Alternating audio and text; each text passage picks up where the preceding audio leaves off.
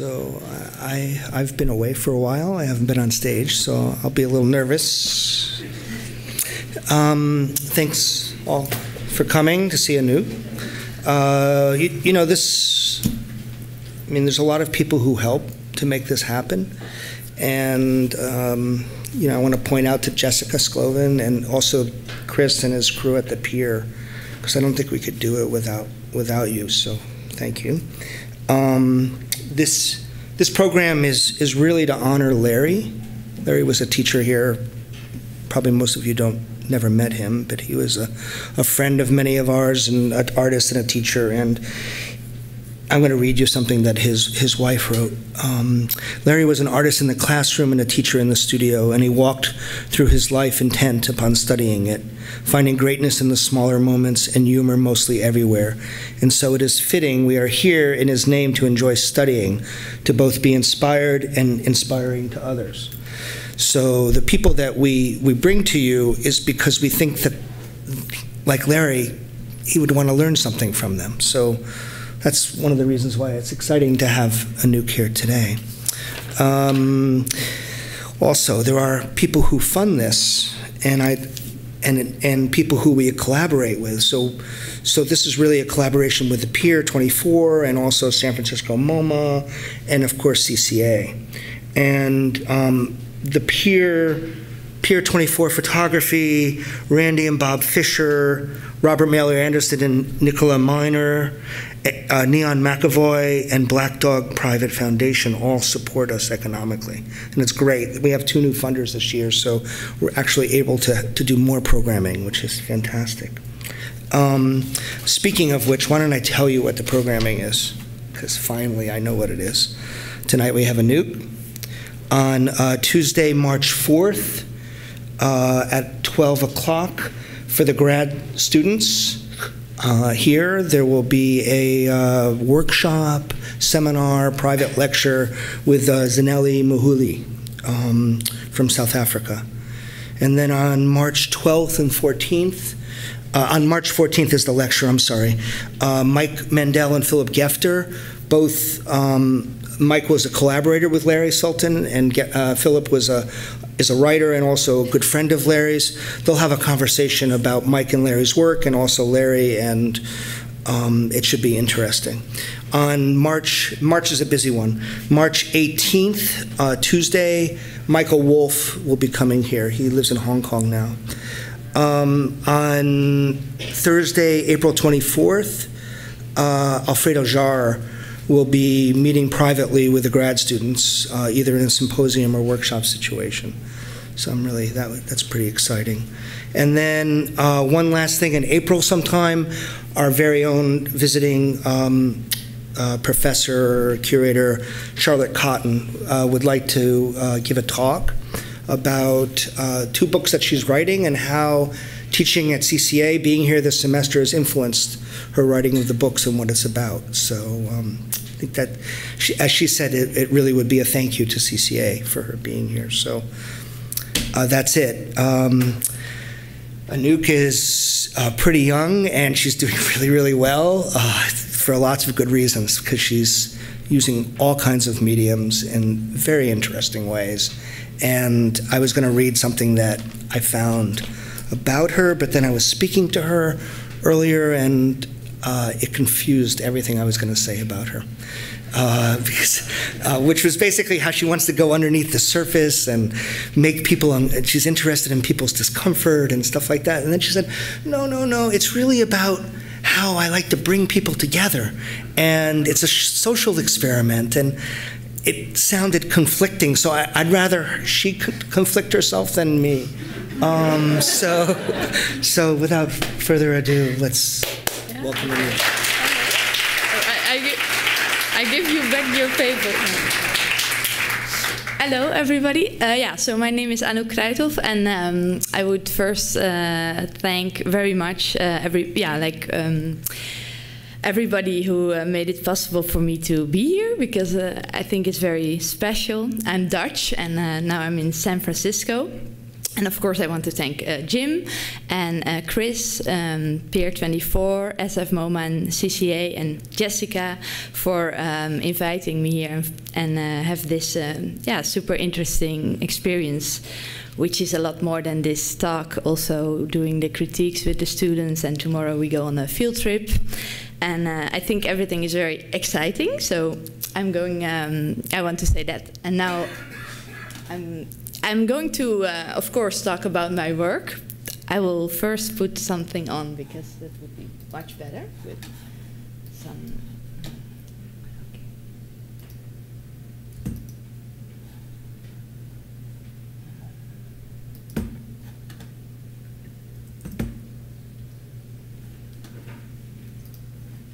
So yeah, while I'm going to tell about my works, I will always, I think, shift between videos of the books I made and works, which are videos, and PDFs, where you will see some documentation of my works. And yeah, I actually graduated in 2003 from an art academy in the Netherlands. And since then, yeah, I was graduating on the photography department, but in the last 10, 11 years, I think my method is interdisciplinary, and I do very much ID-based projects, which takes a lot of forms. It can be a photograph, but also photographic, video, or spatial installation, artist books. It could be text, sculptural situations, takeaway ephemera, and performance. And yeah, that's a kind of a quite broad practice, but it is because I always end up finding a form or a medium after an ID, and I think content and the final form of the work should match. So in a way, photography over the years seemed to be limited, and I was always, I think, very much exploring the boundaries of the medium and kind of pushing against the frame. And it's on one hand, I think through all my works you will see that I have this research on within the medium of photography itself. But on the other hand, for me, it's also not enough to be an artist and only question the medium you work with. But I also very much engaged in a way. I am very captivated by concepts of more troubling aspects of contemporary Western culture, surveillance technology, financial crisis, power, and more general existential issues of modern life, such as stress, pressure, dreams, social status, feelings of alienation within the individual caused by the addictive versus the attractive technological development, and insanity. And I do a lot of kind of research in human experience. So I have conversations with people, I do interviews, collaborations, and more social interventions in the public domain, which all kind of gives me the material, often in photos and text, recordings, video, and that I kind of develop in my works. And yeah, I just put one work in the back where I don't like to talk about at this moment, but I thought it was, yeah, it's an installation out of 3,500 so found colored books, which I collected in Berlin over a year or something. And a lot are books from the beginning of the 19th century, but also a lot are novels written in communist time. And it was actually just a fashion, the fact that the top of the book is painted. So this is the book and this part. And yeah, I like to show it because it's important in my practice. That is the first work where I actually maybe made a more spatial work after the flatness of photography itself. But I combined this installation, which is a static installation and a video in a show, together with a project called Becoming Blue. And it's very old for me, but I like to talk about that a bit. Apple L, he learned me. Yeah, okay, that's perfect. The PDF shortcut. Okay, so yeah, I would like to talk about it because it's a project where I'm a bit more photographic maybe than what I am right now, and it's a. Can we also wait? I would like that it's a slideshow actually. Maybe I can do that.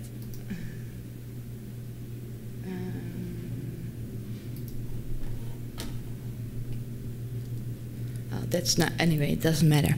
Then I do it with my hands. Yeah, over some time, like after around 2005 till 8, I was kind of interested to try to capture the essence of something inherently unphotographable, like the bridge between being very stressed towards some kind of emotional release, almost a meditative state. And I think some things like that within people is something which you really cannot photograph. It's maybe impossible, but therefore interesting to me to do something with. Because I was questioning a lot of portraiture in that time, because it was naturally within me to make portraits, but I don't really believe in that a portrait could show someone's identity. So I went on the street and I actually just found people I find interesting. It's a bit hard to tell why, and I asked them to collaborate with me in I call it one-to-one performance. So I invited them, asked them to wear blue, and they agreed on this session where I would like to fictionally inject stress. And what I would do, I would not tell, but I convinced them with showing some pictures I already made, and with a remote control I made those portraits. And yeah, those portraits are very much all the typical photographic in-between moments, which I was fascinated by, maybe because those moments are the ones someone isn't anymore so conscious about themselves, what you normally of course have when you get your portrait taken. And by doing this unexpected things and ask them to commit some actions together with me, I got all these very questionable photos of people, and I gave them all names untitled, and then just number 1 till about 45 or something, I think I did. And the end result was, yeah, was like a group of people which I showed more as a chain in the exhibition space. I'm going to show that. It would be better if I can talk and go to the computer, like this maybe. Yeah, so in the end, in Kunsthaus Bethanien, it's a residency in Berlin for artists I did. I chained all these portraits of people together, and here you can see that in another space as well, together with some still lifes of a space I found.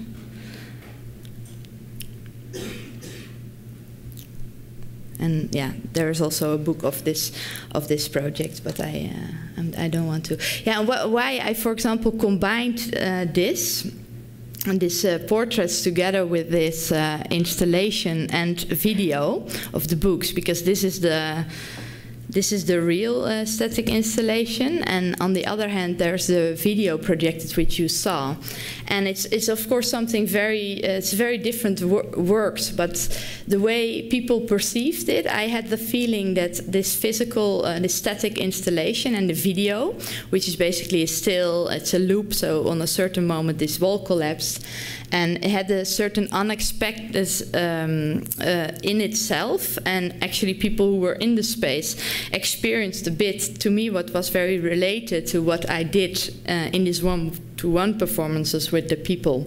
So that was the way I connected the two works together. Okay, now I'm going to something else. I am going to a project which is called Playing Borders, This Contemporary State of Mind, and it's a book. It's published. Is it going? Yeah. Yeah, it's a publication, an artist book basically. And in the beginning of right after that Becoming Blue project, I had a space in Rotterdam. It was an empty, abandoned office space, and it was right at the beginning of the economical crisis. And I found this space super interesting because it was all, if this company was like torn out, and this space had very much this kind of doom scenario feeling of the time for me. And I could just work there. And what I did, I gave myself kind of a set, like some structure to work within. And I started to make, I call them office shelters, which are actually kind of, shelters built out of the leftover office material, such as ceiling panels or the carpets. And I execute all kind of performative actions actually with people who were as well working in this building. So not on my floor, because that was really my anti-squat space. That's something very Dutch, I think, to have. And I sometimes I ask them, I mean, I direct or I don't direct. It's really like, it was a whole search into where the boundaries are between performance, documentation of performances, installation art, sculpture. Is it an installation? Is it a photo? And all this, and the overlaps between all those things. And besides that, I also asked sometimes people to deliberately fall or run, like this businessman running through the building. I gave him the how do you say that, an exercise, and then they execute it, and I was there with my camera. Sometimes I don't really look at it. I just put it on a tripod and try to be very fluid with it. Okay, that was playing. And after that's something I want to show.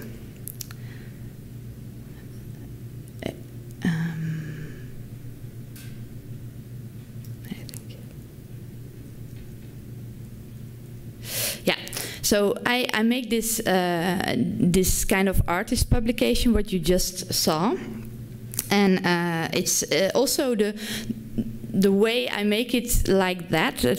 That's something I have to say, because I have really a parallel practice. I have a book practice. I make a lot of artist books, and on the other hand, also more spatial installations. And there's very much a parallel between those, because I can see space the same as the space of the book. Actually, it's well some kind of frame where you have to question, and I like a lot to bring like the content of a project in the form of the final work as well. So to me, this publication is also on the verge of falling apart. It's actually very much representative in the pictures as well, and also in this the ideas I had, what I wanted to visualize in my staged photos. And after this publication, I got an invitation from the Rotterdam Nederlands Fotomuseum to make a site-specific work in the emergency exit, and that's what you see here.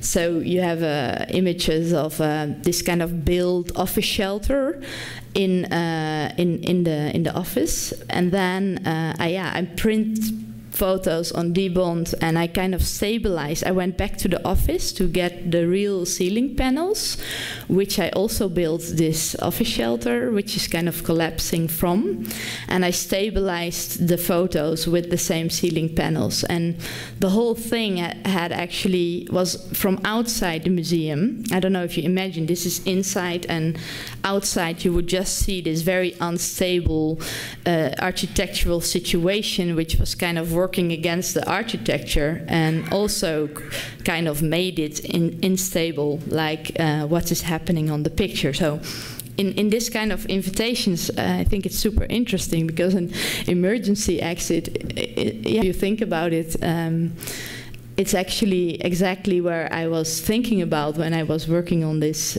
photos. And I find it challenging to bring the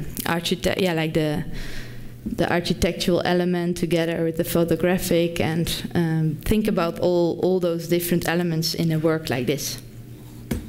Okay, and then yeah, so this is a bit how I do it. I have to kind of go from one to the other because, yeah, it makes more sense for me to do it like this.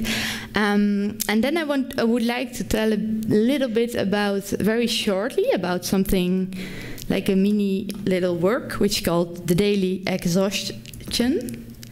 And it's a zine. It's a newspaper zine. And a very, very little thing. I was always, there was a time I was just kind of fascinated by the fact everybody was always complaining to be exhausted.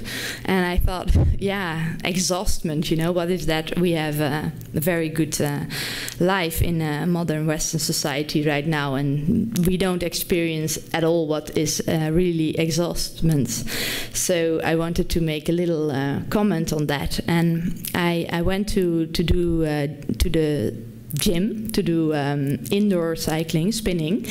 It's something very, very intense physically, and I've never really used myself actually as a protagonist in a work.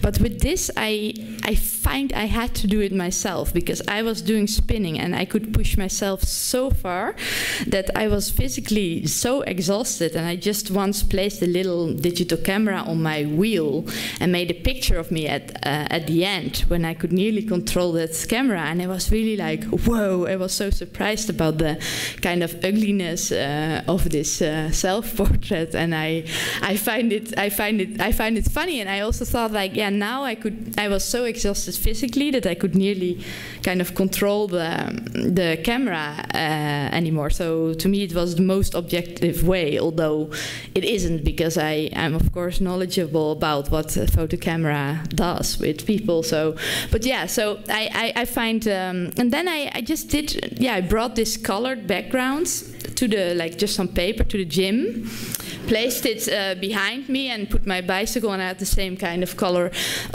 clothing, because I really wanted to, every day I wanted to kind of pass the whole spectrum of the rainbow through the days, like kind of being for different kind of energies, and then I just simply placed these photos in a little, I printed them, and I placed them next to each other, and actually by doing that it appeared that when you don't put staples in it, you would just get these half faces, you know, and it happened really by serendipity in a way, that I was just printing it, and then I thought, that's actually nice, because then there is no real portrait except the middle page, and it also makes it it brings some humor in it, you know, to make fun of myself kind of in this project. So that was a little daily exhaustion. And oh yeah, what's important about this is that it was a zine, and it was meant to be like for free. I wanted very much to make a pile in a show, that the pile of the zines. I have to go back again to that PDF. If that's, yeah, then you can see it. Oh, here you can see it. Apple L. Yeah, so people could just take it away, and if you would not know me, then you could just get it like, oh, the daily exhaustion. What's that? And yeah, that is how I like to make this work. But in the meantime, it's also because I did it together with Kodoji Press, a Swiss publisher, and he sells it for 5 years. I had so much fight. I want to make a book with you, but it has to be for free. And I'm like, yeah, I'm a publisher, so we cannot make a zine for free. Oh, this is also interesting that. Yeah, it's kind of logical that it doesn't work. But this kind of takeaway ephemera, again, I find it interesting because it's also social. You know, if you make things which people can take away, you involve people in another way in your work, and that's actually, maybe now I come to the point what Jim said, that what my practice all ties together is maybe my really kind of humanistic approach, and I think photography, I use it really as a strategic tool, and to come closer to people, or to have a reason to connect to people, and it can be like in the first years it was more people are the protagonist and I really ask something from them. But if you make this takeaway ephemera, then people can take it away, and later I start to interview a lot of people, so you involve their stories in your work, and in other works which you will see, again, people are involved in all different ways. And I think about everything I do, that's something what always comes back, and what is really something I'm very passionate about. You know, that's anyway about sharing. And I think also, value in whatever you do is very much created to this human interaction and exchange and sharing. And I find that's I think a reason for many things I do. So then we go to a project called Happy Birthday to You. Lang zal ze leven. What you see on this big publication, that means happy birthday in Dutch. And it's a very specific project, in the sense I was invited to be artist in residence on a big institution of a psychiatric institution. But this is an artist in residence which exists already 13 years, and every season an artist goes there to do a project. And you don't necessarily need to do something with the people who live on the same terrain. So you have to imagine it is like a village, many buildings, many people of different, like many different departments. So elderly, young, people with addiction problems, with psychiatric and retarded, these together, all kind of people actually. And I grew up, you only get invited on a place like that, I think, if your work has some connection with what's going on there. And I always had a grandma who was in a closed department when I was young, so I was super familiar. Every Sunday we went there, and I was always very amazed by the people who were there where my grandma lived, because they did very unexpected things. And I really remember, like, Stanley, a man, like jumping on the table and singing. And I was like, this is really the people who have no facade, you know. Only there you feel like what everybody tries to hide or something.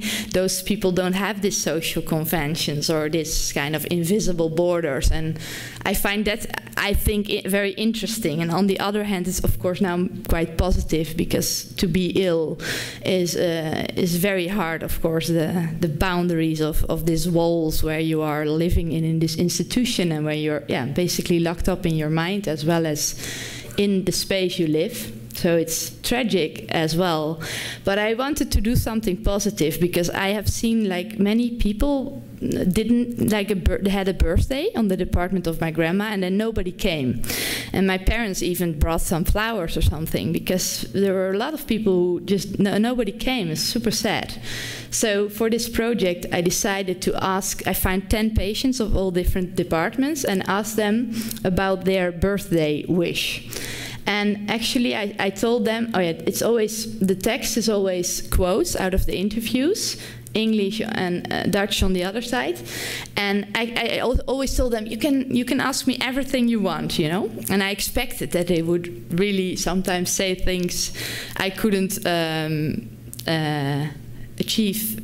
Let's say, like, I want a Lamborghini or something, you know, or sex, or I don't know, difficult. But it was actually so cute, like coffee and cake, and I want to make photos of birds, and I want to have a party for all the elderly departments, and everything was doable. So me and my intern, we organized the birthdays for them, and then he photographed it as like this reportage. And I was always really, more doing the photos, celebrating the birthdays. And the book is kind of, there was never an idea to make work out of this, because the idea was basically to celebrate these birthdays. But then I thought it's such a shame, because of course, when you make a book, it can flow, and this idea, it can reach a lot of other people. So in the process of doing the birthdays, I decided to start to like cut the just black and white print, all these reportage photos of the birthdays, and I started to make the 3D mock-ups, like imagine like from foam, and I made like little exhibitions per birthdays per birthday and rephotographed that. So a spread is actually that. And also all these copies I used, I gave them in an envelope back to the people. And what you see always in the kind of introduction, you see their favorite color, because that's something I always asked. And I cut festoons for their birthday of the color, and I decided that they have to lift these papers of the favorite color, and underneath there's always a picture of a photo cake, because I always gave them a photo cake with their self on it. So during the interview I took a photo, and this woman, for example, was Catholic, and she said like, don't eat my head, don't eat my head. So we had to collect all this little frosting of the pictures, and we couldn't eat them. But all the others were also, I'm a vegetarian cannibal, someone said, and I'm eating myself. And it brought a lot of looseness, and also something that they could share with the others, you know. Everyone was like, wow, you're on the cake. And to me that was a bit a conceptual thing, which was always the same, like the favorite color and the cakes. And this is too difficult to, I cannot take time for that to tell what Off the Wall is at this moment. But this is happy birthday to you. Okay. Okay. Then we go on to something else. Oh yeah. Okay. Yeah. There's so much to tell, but fragmented entity and a wall of fading memory. It's a very, very different project, but I like to make the big contrast in this abstraction of this project. And it's something I started to do in like around 2008 when I moved to Berlin. So I was in the Netherlands. In 2008 I went to Berlin, lived there 4 years, and then in 2011 to New York, where I am still living. I always printed color myself in a darkroom. I have a very analog background, but I had this massive pile of photos. You know, it's just prints, and I thought, I don't want it anymore. You know, all this. I was thinking about my pictures, but also a picture in general, of course, which inherits so many memories in a way. If you think more about family pictures, for example. And I started to take all these photos and cut out the narrative, actually, and dissect the. Oh, I have to go a bit different. Dissect the. I go a bit like here. Sorry, it's a bit other following order. Yeah, like this. Ah, yeah. Okay, so I started to cut out the narrative of the pictures and dissect the pieces of paper, just color, and organize them by color. And of course you see some structures, mainly the walls or maybe sweaters or all kind of things which had this abstract color parts. And I started to make this assemblage of walls, actually, or made shapes of bricks and made flat walls, how I call them, with holes in it or not. So the start was really to make this kind of flat walls, and I made this work, an installation of like 8 meters by 3 high through the exhibition space as a kind of a as a wall. It's called wall fading memory. And after I did this, I had a lot of start to work with the leftover material. So for example, this is called clear hats, but it's all actually only the cutouts of the portraits. All the hats I saved differently, and I made a lot of other photographic works of leftovers. This, for example, always the sides. And yeah, there is in the beginning this pile of not this. There is a poster work, also takeaway work, where I actually have a text about all these ideas behind this more formal project, and people could take that away. And there is all the pictures of all the assemblages. And there is also a takeaway poster which is called Never Ending Pile of a Past, which is that original pile, a photo of it. Then I made 10,000 copies of it. And now in Woodstock, in the photo center, this wall will be installed with this poster and this one. And it's still not done. I would like a lot to show the work till the never-ending pile of a past is finished. And at the very, very end, after making all these other photographic sculptural works, I sent the leftovers to a shredder company for shredding information in Germany, and I got it back like this.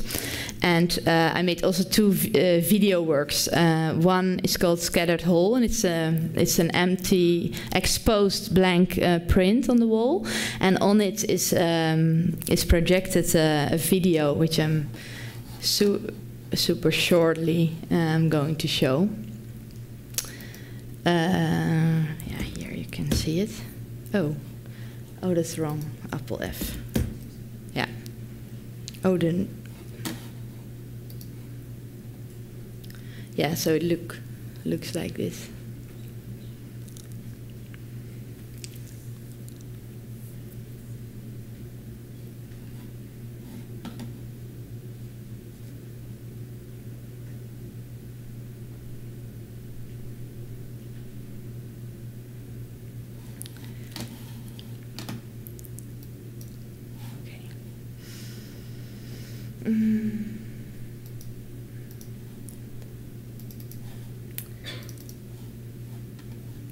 Okay.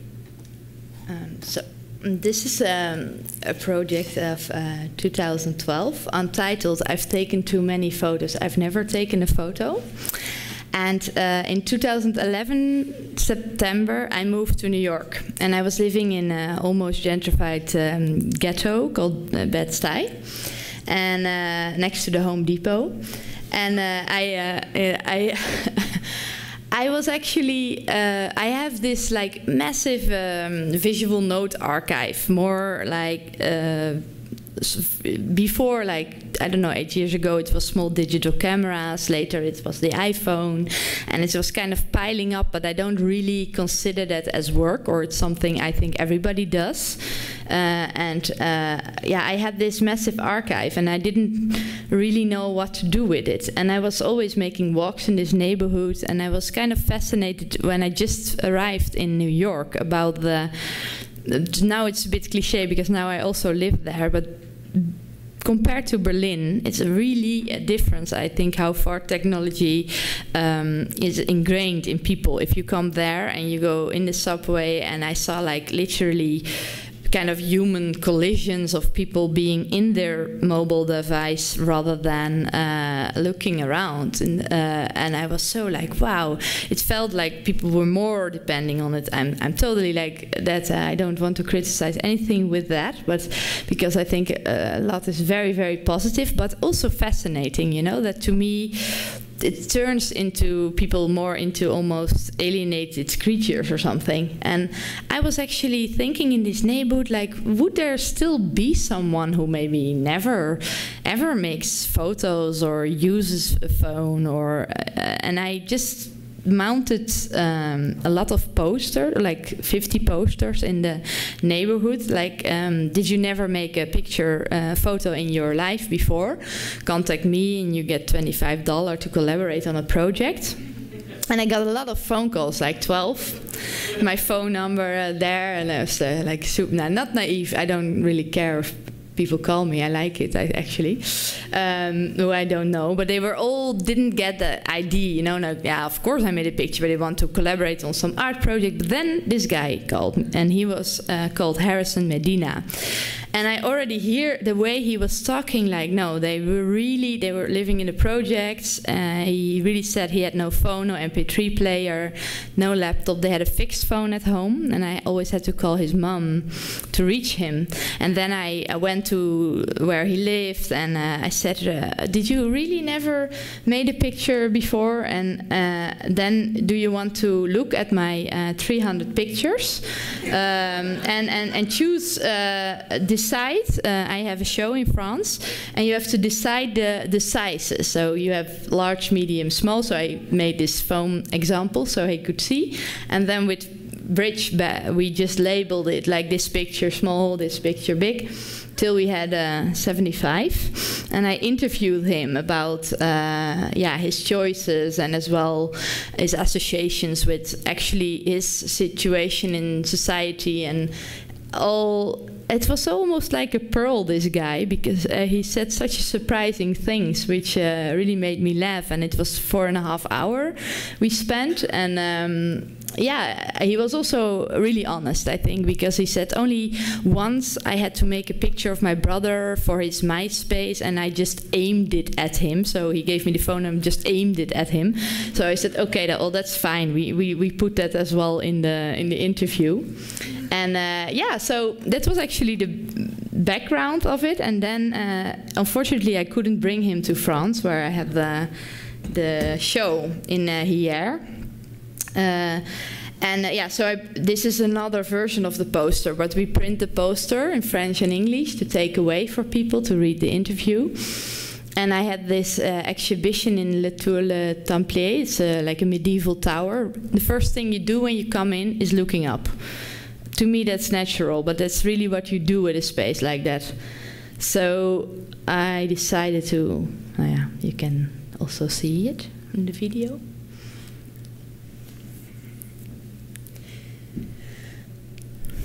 To make a photo ceiling, actually. So we placed this kind of metal grids and all the pictures with the sizes over there, and I just thought like very practically about people's necks, that they might hurt maybe if they have to look up. So I provide them mirrors, and with these mirrors they could kind of frame their own pictures. But it went really, if I'm honest, it was a practical decision. People do it with their own iPads, of course, but on the other hand, it also made me think that it very much almost like that it's some kind of analog interactivity or something, because if you think about the computer and all your different how do you call it, frames? No, I cannot come on the word. Okay, so I forgot a bit what I want to say. It can happen. Okay, that was this was one project, and then I think I would like to kind of end about like really maybe only A Head with Wings. That's a little book. It was on the invitation of Alex Sott. He always asks a photographer or an artist to make a book where you combine text and imagery together, after this idea of the little golden books. And he invites you, but the format is fixed. And he once called me in 2012 in the summer, like, do you want to do that? And I've never really worked with text and images in a way that it would really push the dialogue, let's say. And I find it really interesting, and I was like, challenging, I'm going to do it. So it evolved into this little book called A Head with Wings. And basically it's actually photos I already had for years of a man who I once photographed in a park and filmed in Berlin. And the man was either tripping on LSD or something, or he had psychosis, because he was now, yeah, not oddly. To me, interesting behaving in a park with a public park and having conversations with elements other people wouldn't see, and kind of making gestures, dancing, all very questionable what he was doing. So it was fascinating, and I used him as a kind of a main character in this book, where I manually like built all these three-dimensional worlds around them and rephotographed that. So you see, and that's all also of photos of my own visual note archive. And I wrote, I was struggling with the text, and then separately I just locked myself up in France in a village, and I wrote the first time a fictional story. It's like a little fictional story. It's something, if you have the book, you can read. So with the designer and Alec together, we decided to cut the English version and like really combine with the images. And on the other hand, the Dutch one is in the poster in the back. And what we, again here as well, this was also something, I think this is very like a visual, intimate little process, a book, but I was just, is it going? Yeah. Oh no, I do it again. Yeah, I was interested in also finding the book form, which is also relating to the images, and I think these photos are very you wonder about them, and I was wondering about what was actually going on in his head when I was photographing him, and kind of visualize that in the images. But we decided to also make these posters where you have to unfold it, because then you do, so you hide actually something first, and which can be relieved by this action. And to me that was very related to what you could never know what is going on in someone else's head, right? So yeah, that's the reason why we made all these posters, and almost like a pop-up book or an installation almost, rather than just a book. And as well the thing that if you unfold everything, then it also almost feels this book has wings, and I like that as well. But then you need to have it later. I have brought all my books, so if you want, you can also look at them. They're laying here on the concrete stage. Okay, and then I want to tell something about something very... Do we have time or not? Is everybody bored already or not? No? Not yet? Falling asleep? Okay, that's good to hear. The pixel stress. Pixel stress, yeah. That is very recent, one of my last publication. Now I'm doubting what to show first. Okay, I do the video. Oh. Something went wrong.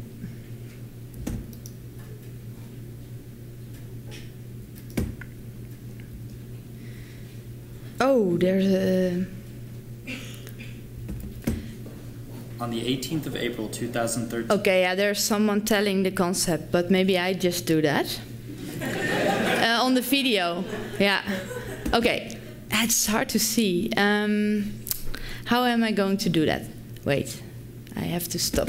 Yeah, okay. So I was... in 2013, in March and April, I was doing the same residency what I'm doing right now. It's called ISCP in New York, International Studio and Curatorial Program. And I went a lot to just observe in the financial district. But on a day, I was again a bit like Becoming Blue, but very different, very captured by the idea of stress. Something which you absolutely cannot capture in a photo. And I googled the word stress, and I found this is very small, if I show this, stock photos which represent stress, which is very ridiculous because it's very theatrical images of people stuck into papers, or they have headaches, or I don't know what. And I really liked a lot the titles as well. So I chose the JPEGs actually on their titles. And like, for example, biggest causes of stress.jpg, distress, good stress, bad stress.jpg, struggling with stress.jpg. And what I did, I blew them up like to the maximum in Photoshop, very random, like really bumped to 3200%. And what I got on my screen actually, of course, is not random because I was doing it, but I did it that fast that I just took a screenshot, and that is this pixelated monogram. And the reason I did that was to actually print them in a cheap way, laser prints, and I framed them, 14 of them, and then I went to Wall Street and build a temporary installation. I should stop it. It's a shame. It is hard to show because I don't have really the normal photos to show you. I'm going to wait. Maybe I'm going to do something different than the book. I want to. Yeah.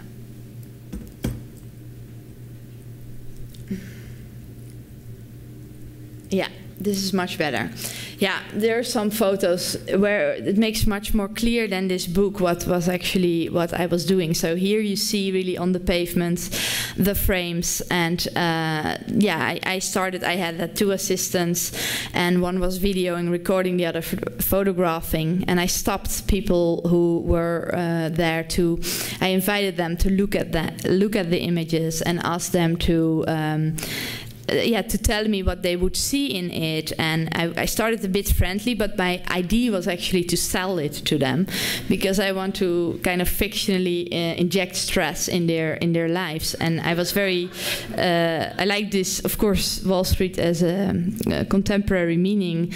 I choose also this spot, but yeah, so I have in the middle of the book you find a lot of quotes out of these conversations, and like things like, I have no time for this, pixelated, like zoomed in, no, I am in a break, I have to go. So everybody was actually yeah, super stressed. And men work stress.jpg, that's what drives us to heart attacks, right?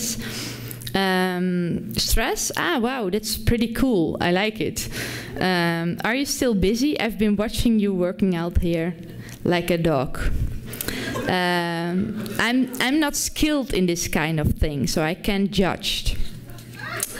And also what was interesting, one man said, I cannot judge it because I need a frame in order to judge.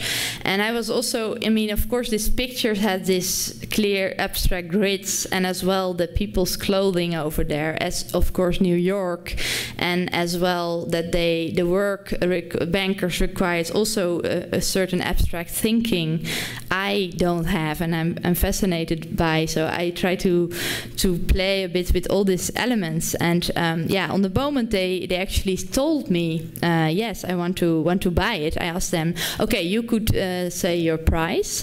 So they decided $10 or the highest was $500. But on the moment they said they give me that money, I said okay, but it's for free, because I wanted to create an imaginary sales transaction, which I find corresponding with what is going on there in Wall Street. And yeah, so I gave them all away, and here there is a little index in the book where you can see which person bought what for how much, and also the ones which aren't sold. And the idea was also, I wanted very much that they would send me an email with their pixel stress in their office or at home, and only one, I kind of failed in that because I got only one email from one man, and it's printed on a loose leaflet in this book. And yeah, so the book basically, then when we see here a presentation of, yeah, on the wall actually, of some photo montages and as well some photos, as well some screenshots. But if I go one time back to the book maybe, then you can better see how oh.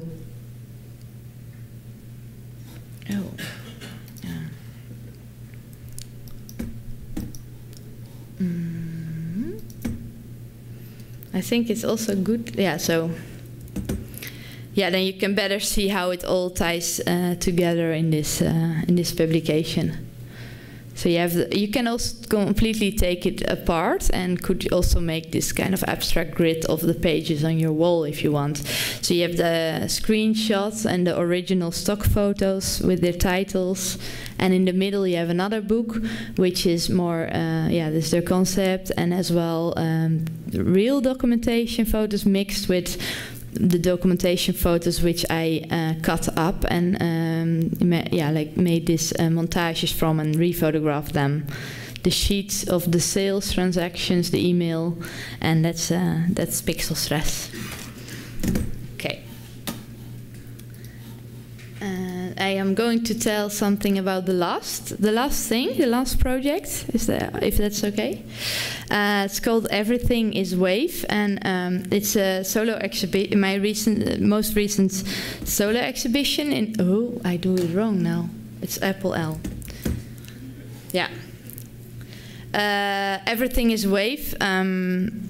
Recent solo exhibition in Amsterdam in my gallery, and also kind of most works are made based on observations of the time since I'm in New York actually.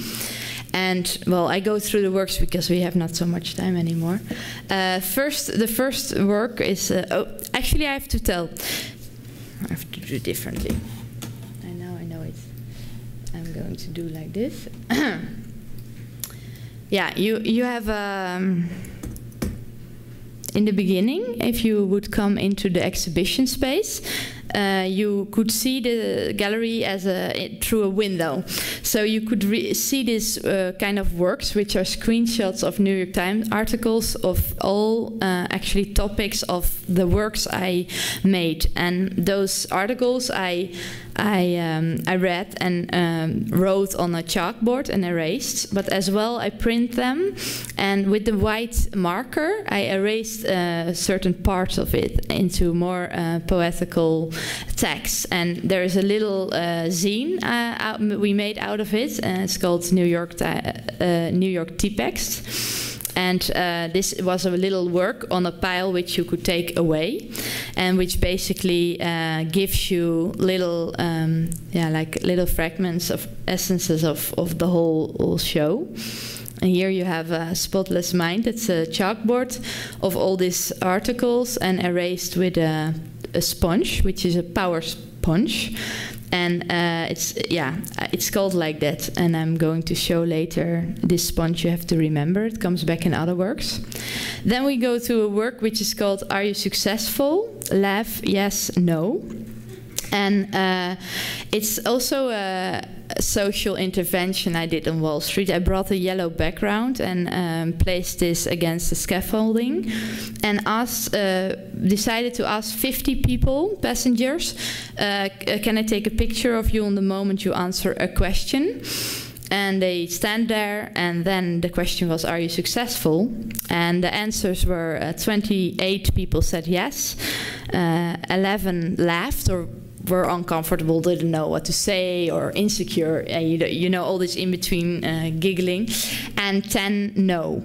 And these works are actually basically in chronological order of the day. I took the photos with 10% opacity and just layered them on top of each other, and that made this kind of images which actually are for me kind of the same visually in a way, but it's every time it's a complete different answer of this question: are you successful?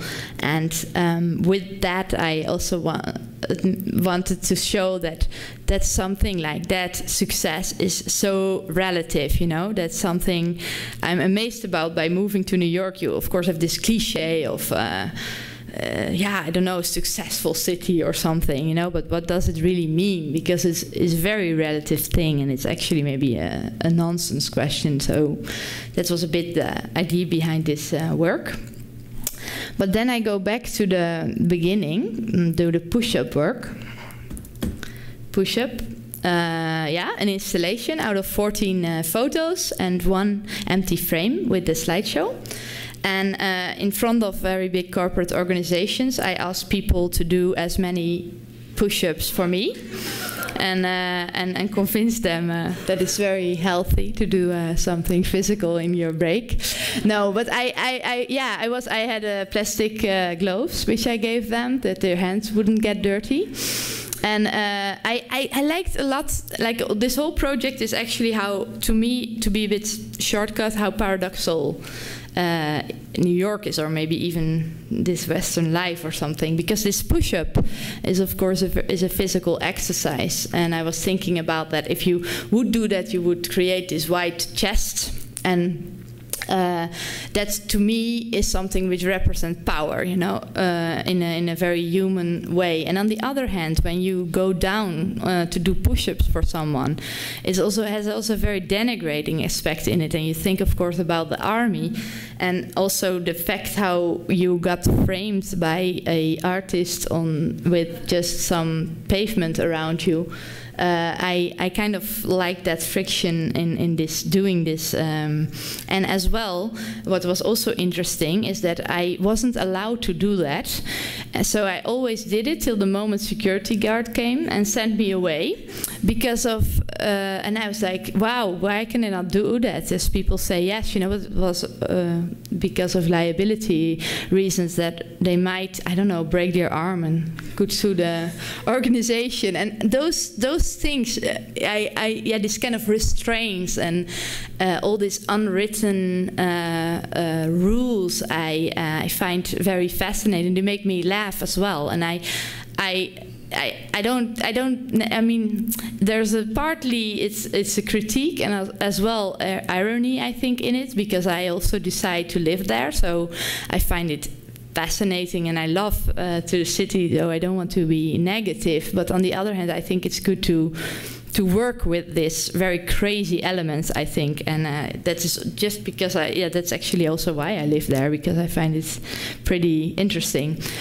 And then and maybe quickly I showed the little. You saw that there's one empty frame and there is a projected a slideshow. So I do just quickly. You can just see how it is in the frame, you know. It's not that good quality because it was a bit hard to film that.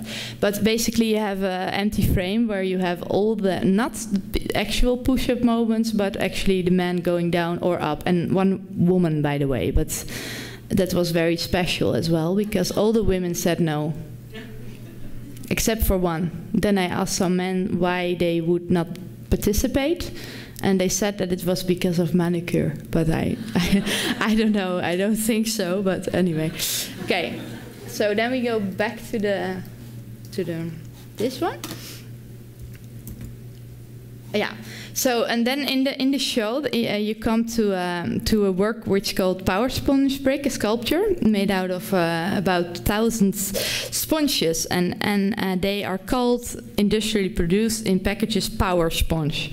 So, if I work more spatial, and I like a lot to work with either very daily life materials, or daily life you say, or industrially produced products, objects, but also very much for their meaning. I wouldn't just work with foam, but for me a sponge, I have made, I like a lot the poetic meaning of it, in the sense that New York, it's so much energy, so much impulse, so you can almost feel like a sponge, you soak it up, and I don't know, you don't say it like that, but yeah, that's why I like a lot this idea of a sponge, and a sponge to erase and to forget, and on the other hand use it again as bricks to build this gigantic big brick, and on it is projected just an Apple screensaver Spectrum as a ready-made.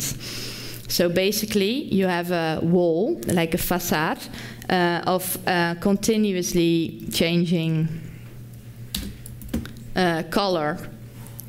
And I like this idea of a facade as a metaphor for people having a wall around them. I work a lot with that meaning in so many other works, but here, oh, it doesn't look good, huh? It's a bit, yeah. Anyway, you see that this spectrum, the laptop is also just standing there, and if someone would touch it, then you would also just get the desktop, of course. And this, again, something like a screensaver, because I was dealing a lot with stress in this work, you will see in other works of the show, is also, if you don't work and you leave your computer, of course you get the screensaver. So I liked this to use that actually, and as something very simple as well. Yeah. Okay, that's long enough for the power sponge brick. Okay, yeah, and then yeah, you continue kind of in the exhibition, and then you have a lot of, I can better start here, works which are called sweat stress. And I was fascinated by sweaty armpits, actually. I find it really, yeah, it's really a human physical sign of uncomfort, of nervousness. If you have to go to an interview, you have it, and everybody wants to hide it always, but everybody also has it. And I liked it a lot, so I tried to photograph that actually, just also in the financial district, but you just can't, because everybody walks like this, so you really don't see it. And then I decided to just stage it. I asked a lot of artist friends to come to the gallery space and to do a workout with me. So I hired someone and let them do really a lot of push-ups, asked them to wear whatever they want as plain colors, and in between I just took them out of the session and made pictures of their sweat. And yeah, as you can see, some pictures are as photos as they are, and others are I used more and transformed into these sculptural situations, like what you see here. And I made photo stickers of the photos, and actually wanted to treat the photograph in a kind of suffocating way. So I came up with these insulation blocks and wrapped it with cellophane foil, so that they had, to me, how you treat the material is a bit related as well to this kind of having no air, and yeah, this as well. It goes a bit too far, maybe. Yeah. So yeah, Driving Hazy is another photo installation of a reflection of a dancing man in a bank. It's granite, and another sweaty sculpture. And the last work, 100% security. It's a box filled with 100 prints, just copies of 100 different photos of 100 different security cameras on the financial district. I asked someone to do that for me, $100. It's a bit obscure maybe, but I want that they couldn't see me, those cameras, so I paid someone to make them. And I print them and crumble them and place it inside of this box, which is also with the security camera bracket arm fixed to the wall. Yeah, I think that's basic. Yeah, that's my last exhibition. So that's this and Pixel Stress. But yeah, I have more works, but it's basically very recent, and that's also maybe a good moment to stop, I think. Yeah.